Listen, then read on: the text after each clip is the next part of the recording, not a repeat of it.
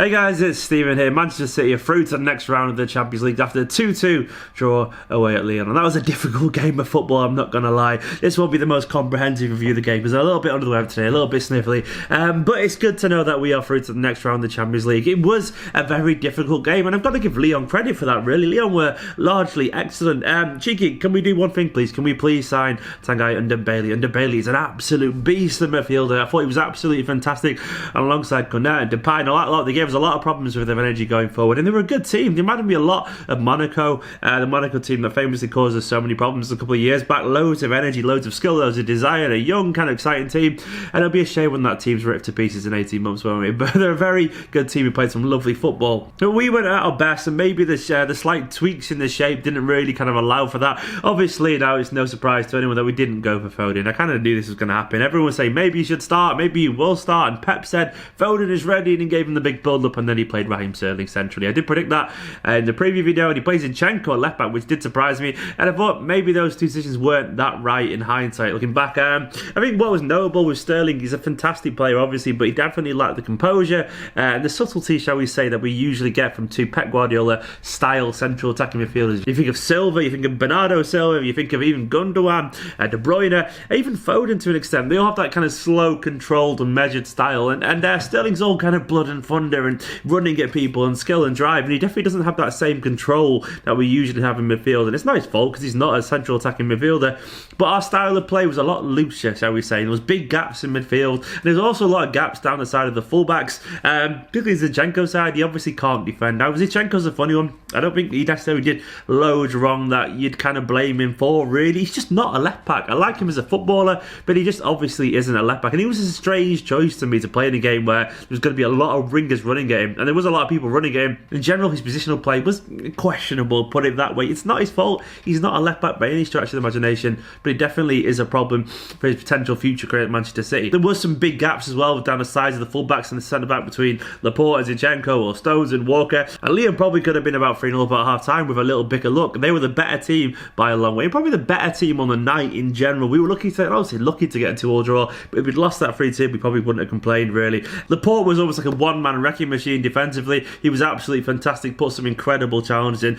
and obviously got a very clutch goal to get us back into the tie when it most mattered. Fantastic player, as we all know, and goes from strength to strength every single day. We just lacked the midfield control we normally did. It even made David Silva look a little bit kind of lost at times because players weren't getting close to him that we usually do. We usually see players getting close together, these little 1-2-3 triangles, the kind of football that you associate with Guardiola, that measured, intricate passing style, but we didn't see much of it at all. And I guess that was down to the changes in shape and some of the players missing. Personally, maybe Foden, he might have struggled physically with that midfield because it was powerful and it was full of energy and running. I want to talk about Foden very briefly for a second. This is a slight bugbear that I've got. Like, Pep keeps telling us all that Phil Foden is ready. In my opinion, he obviously doesn't really mean that. He might mean it, but he doesn't mean it, because I think he sees Foden maybe as a little bit of a risk in a way getting like this, and I can't really blame him. If he does feel that way, he's entitled to feel that way, but I wish he kind of would stop telling fans at least that Foden is ready to be in the England squad and he's ready to play big games, because I don't think he really means that. And there's no shame in admitting that an 18-year-old who's barely played any football, he's still only a small lad and still growing,